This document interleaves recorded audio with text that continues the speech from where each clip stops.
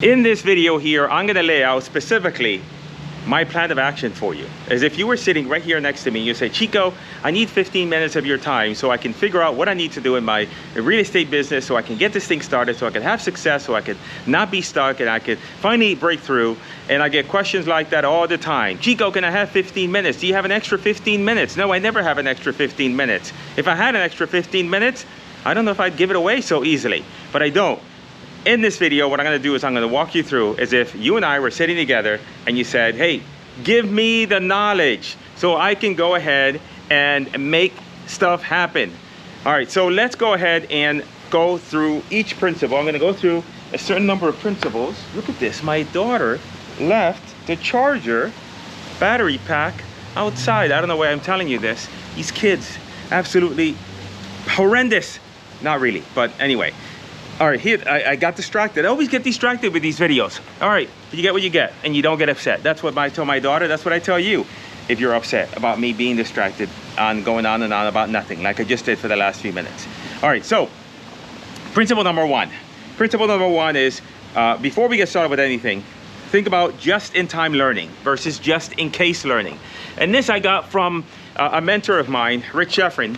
And you know, a lot of times with real estate investors, I'm just moving my chair and I'm not gonna edit the video, so you get what you get and you don't get upset. A lot of times with real estate investors, you focus too much on just-in-case learning. What is just-in-case learning? So let's say you're starting out brand new and you've done squat, you have done nothing, all right? And I always gotta be mindful of the fact that I don't wanna talk to you in my YouTube voice. You ever think about that? When some of these people on YouTube, they're like, hey, it's Cris Chico, and in this video, blah, blah, blah. And I'm like, nobody talks that way. I want to talk to you like a normal human being. So just-in-time learning versus just-in-case. Just-in-time learning is where, so just-in-case learning is, let's say that you're just starting out brand new in the business and you decide, okay, I want to do this business. I don't know anything about this business. I don't even need to know how to read a HUD statement, right? So what are you going to do? Are you going to go out and learn how to read a HUD-1 statement? The statement that they give you at the closing table? No, that would be asinine to do that. Why? Because you don't even have anything in place. You're not even talking to any motivated sellers. You are not even remotely close to putting a deal together. Why in God's graces would you need to learn how to read a HUD? You know when the best time to read a HUD is? When you got one in front of you and now you're getting ready to get paid. Then you could take a few minutes, watch a few videos on YouTube, learn how to read a HUD, you read the HUD, and then it's right there fresh. So just-in-case learning is just that, and you want to avoid it. What you want to do is you just want to focus on just-in-time learning. So as an example, let's say that you're brand new in the business, you don't know how to talk to sellers, you talk like you got a shoe in your mouth. Okay, yes, you might need to learn and to have some training, but wouldn't it be better for you to have some training when you are having a property owner that you need to call tomorrow? And now today, you are going to go through at breakneck speed as best as you can, whatever materials you got in place, so that tomorrow you can talk to that seller and not be an imbecile. That's what I'm talking about. So keep that in mind. That's the first principle. Now, the first step is a mindset shift, is that you're not going to do what other real estate investors do. What you're going to do, you know, what do other real estate investors do? They go out and they're going to go and do some cold calling. They're going to do some direct mail. They're going to do these old school taxes, maybe drive around the neighborhoods and find ugly houses. Those work, yes, they work, but we want to be a little bit more efficient. Now, my method requires that you have a little bit of money in marketing. If you don't have a little bit of money in marketing, then get some money in to put into marketing, okay? Because at the end of the day, don't be afraid to spend money. The money that you spend on marketing is an investment. Even if you get nothing from it, it is data that you're buying. It is information that you're buying about what results you can get and adjustments that you need to make. So keep that in mind. Now my little camera came off, but I'm not gonna, if you ever see me going like this, it's because I'm trying to turn the little front screen on. All right, so the first step is we're gonna go ahead and select a market and a strategy. The strategy that I'm proposing for you, no matter what anybody else tells you, is wholesaling. I know there's a lot of guys out there that say, oh, you got to do creative financing deals because, you know, because of the fact that then, you know, most of the sellers that you speak with are not going to know, you know, you're not going to be able to do anything with. Keep it simple. A lot of people make a lot of money just with wholesaling. You can always learn that stuff later. Put it aside for now. It doesn't mean put it aside forever. Just put it aside for a couple months. Focus on getting yourself a really good deal. Because if you find a really good deal, then everything else becomes easier. Now, so we're going to focus on wholesaling, number one. Number two is the next thing is that we're going to focus on the market. And my recommendation is you're going to go ahead and target a large market. You're going to target the entire state that you live in. So I'm in Florida. So what am I going to do is I'm going to target the entire state of Florida as my market. And then what I'm going to do is I'm going to do that with Facebook advertising. Now with Facebook ads, what you're going to do is you're going to go to business.facebook.com, business.facebook.com, and you're going to go ahead and open up a business manager account. A business manager account is the equivalent of opening up a corporation in the real world, but in the Facebook world, you're opening up a business manager so that way you can advertise. You're then going to go ahead and create an ad account. And you're going to go ahead and create an ad account in that business manager. You're not going to use your personal ad account. You're not going to use your personal ad account. You have to create a business an ad account inside that business manager. Then what you're going to do is you're going to create a business page. Now the business page that you're going to create, you're going to name it in a way so that now it gives you the ability to work anywhere. You're not going to name it as Cris Buys Houses in Miami. No, name it Cris Buys Houses in Miami if your name is Mark. You get my drift. Bad attempt at humor. So what you're going to do is you're going to name it, say for example, Cris Buys Houses in USA, or whatever you want to do. Name it in a personal way. Jack Buys Houses USA, Mary Buys Houses USA, whatever it is. And now when you create your business page, put your face as the avatar, smiling like as if you were having a good old time, not like you're grouchy. Make sure that your face is fully visible. Don't put like your face this small because you're now, you're showing your shoulders. Nobody wants to see that. Have them see the whites of your eyes, okay? Next, you're gonna go ahead and put a banner up on the business page that says, Cris Buys Houses, as is. Something reasonable.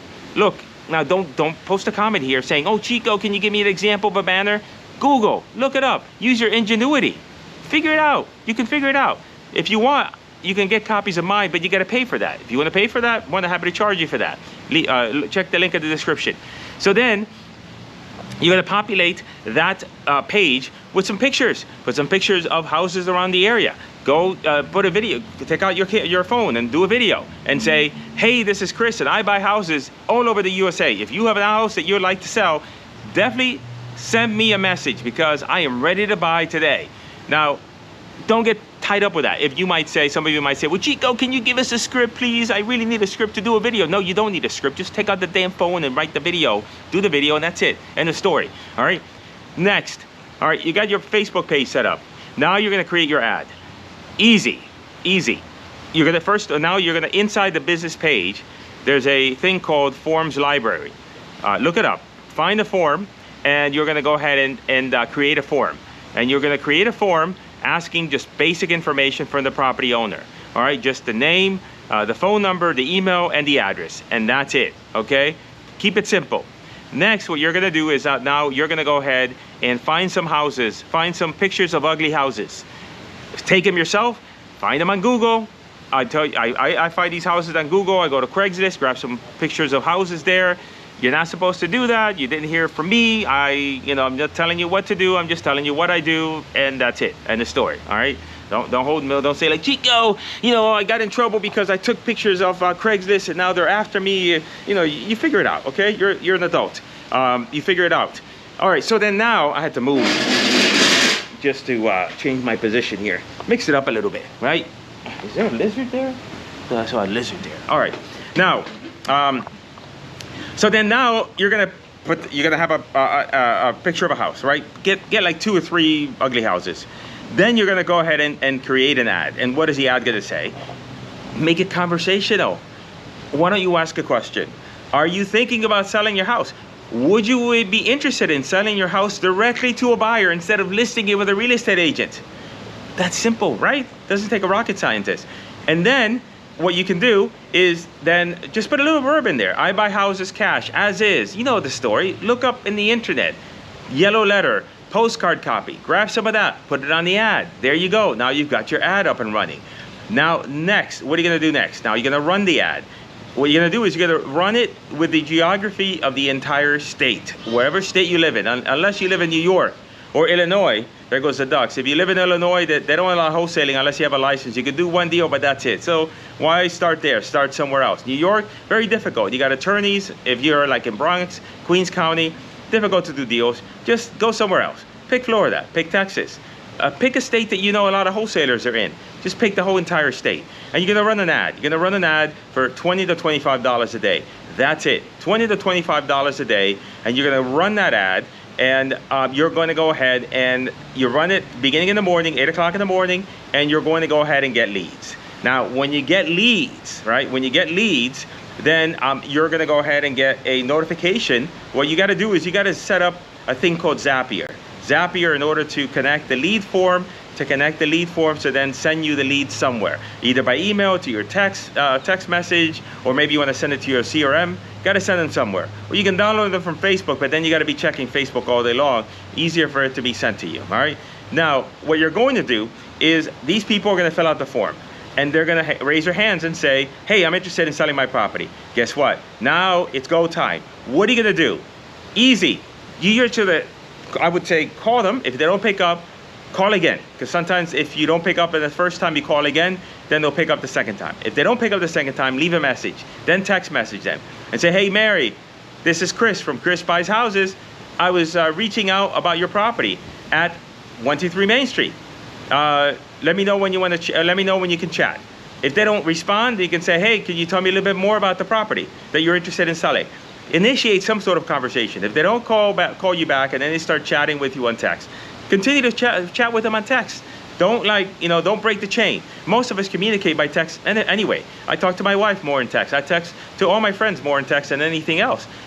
Sometimes I get on the phone when it's something complicated. You know what's complicated? Making an offer and negotiating a price. So when you get to that point on the whole conversation, then get on the phone with them. Say, "Hey, I'm interested in speaking. I'm interested in making an offer. I got kind of a ballpark idea, but I need to get some additional information from you. Easier if we do it over the phone. Can we just hop on the phone for 5 minutes?" Keep it simple. Keep it casual. People want a normal human being talking to them, not a robot. Just keep that in mind. When you get on the phone with them, so now you got this person raises their hands and says, "Hey, guess what? I'm interested in selling my property." You analyze the property. What are you going to offer? Easy. Don't make it so complicated. Look on Zillow. What is it worth on Zillow? It says it's worth $300. Guess what? Make an offer of what? 50% of Zillow value. I know what you're saying. "Chico, they're going to yell at me. They're going to scream at me. They're going to call me an imbecile." Listen, they might call you that anyway, but it doesn't matter. Be Columbo. Remember Columbo, the guy that used to be like everybody thought he was a dumbass, but in the end he was smarter than all of them, and he got all the guys to, and he solved all the cases. Be that guy. Make an offer. Say, "Hey, based on what I'm looking at initially, preliminary, it looks like we're buying properties around such and such in that area. Is that what you were thinking of selling it for?" And they might tell you, "No, not really. I really want it a little bit more." Or they might say, "Are you crazy? Are you stupid? I would never sell my property for that much. I want $350." And then it's full market value. You're not going to make big money on deals unless you make low offers and you be aggressive with your offers, because somebody will say yes to you. It's just a matter of having enough leads so that you're not afraid to make an offer because you're afraid of losing that lead because it's the only lead you got.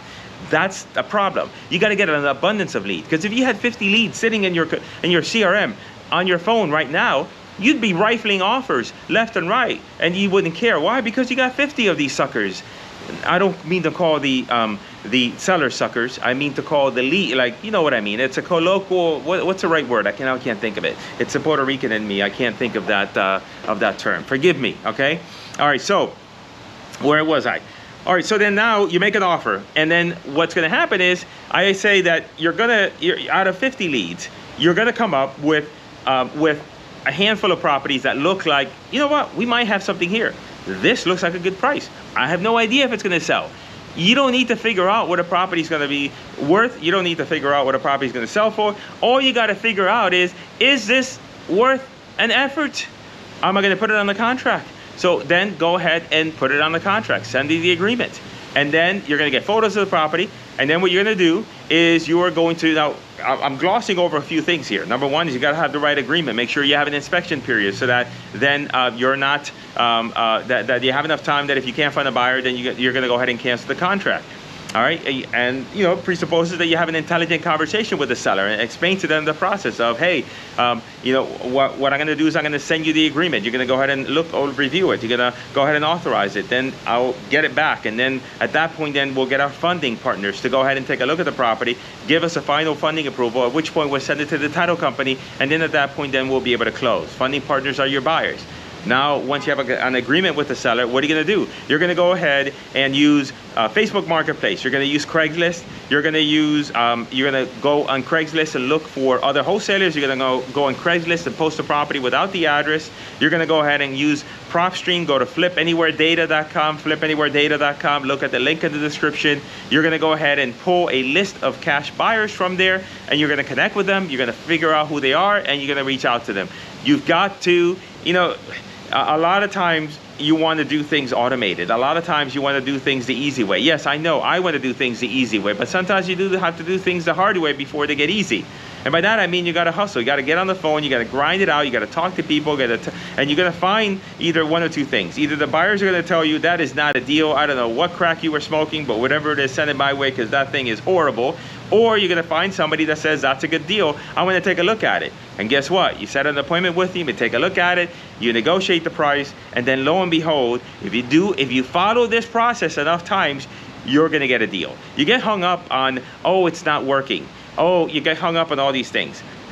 You're never going to figure things out. You're not going to figure things out up here. You're not going to figure things out on a course.